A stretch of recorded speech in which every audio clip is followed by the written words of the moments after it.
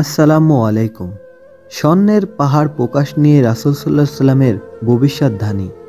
হযরত আবু হুরায়রা রাদিয়াল্লাহু আনহু হতে বর্ণিত হাদিসে আছে, রাসূল সাল্লাল্লাহু আলাইহি সাল্লাম বলেছিলেন, অচিরেই ফোরাত নদী শুকিয়ে যাবে আর এর থেকে স্বর্ণের পাহাড় উন্মোচিত হবে। যে ব্যক্তি সে সময় উপস্থিত থাকবে সে যেন এর কিছুই গ্রহণ না করে। বুখারী শরীফের হাদিস।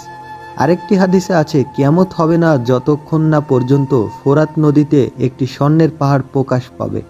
মানুষ তা নিয়ে যুদ্ধে লিপ্ত হবে এবং প্রতিটি দলের শতকরা ৯৯ জনই মারা যাবে।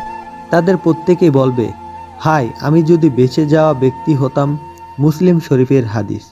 ইসলামী স্কলারদের মতে এই হাদিসের ভবিষ্যদ্বাণীকে কয়েকভাবে ব্যাখ্যা করা হয়েছে।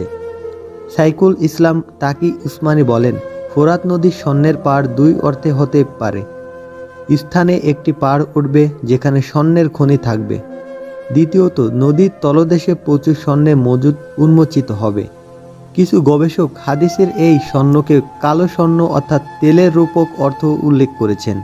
তবে মুহাদ্দিসগণ এরূপ ব্যাখ্যার বিরোধিতা করেছেন, কারণ হাদিসে স্বর্ণ শব্দটি সরাসরি ব্যবহৃত রয়েছে। সাম্প্রতিক সময় ফোরাত নদীর পানির স্তর উল্লেখযোগ্যভাবে হ্রাস পেয়েছে, যা তুরস্ক, সিরিয়া ও ইরাকের মধ্যে বাঁধ নির্মাণ ও পানির ব্যবহারের কারণেও হতে পারে। তবে নদীর স্বর্ণের পাহাড় প্রকাশের আলামত এখানে পরিপূর্ণরূপে দেখা যায়নি। স্কলার ইবনে হাজার আসকালানি রাদিয়াল্লাহু আনহু বলেন, ফোরাত নদী শুকিয়ে স্বর্ণের পাহাড় প্রকাশ হবে একটি বড় আলামত হলেও এটি এখনও পুরোপুরি বাস্তবায়িত হয়নি। মুসলিম উম্মার উচিত হাদিসের সঠিক জ্ঞান অর্জন করা এবং বিভ্রান্তি এড়িয়ে সৎকর্মে মনোযোগ দেওয়া। ফোরাত নদী একটি তাৎপর্যপূর্ণ ঐতিহাসিক নদী। এর সঙ্গে জড়িয়ে আছে বহু ইতিহাস ও ঐতিহ্য। হাদিসে কিয়ামতের আগে সংঘটিত বিভিন্ন পাহাড় ও ছোট আলামতের কথা উল্লেখ করা হয়েছে। এসব আলামতের একটি হলো মধ্যপ্রাচ্যের ফোরাত নদী শুকিয়ে গেলে স্বর্ণের পাহাড় প্রকাশ। সাম্প্রতিক সময়ে ফোরাত নদীর পানি হ্রাস নিয়ে বেশ আলোচনা চলছে। ফোরাত নদী এর আরবি শব্দ নাহরুল ফোরাত। এটি দক্ষিণ পশ্চিম এশিয়ার একটি গুরুত্বপূর্ণ নদী।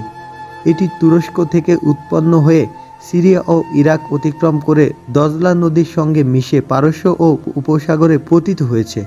প্রায় 2700 কিলোমিটার দীর্ঘ এই নদী তুরস্ক, সিরিয়া ও ইরাকের জন্য পানির প্রধান উৎস। নদীটি প্রাচীন সভ্যগুলোর বিকাশে গুরুত্বপূর্ণ ভূমিকা পালন করছিল।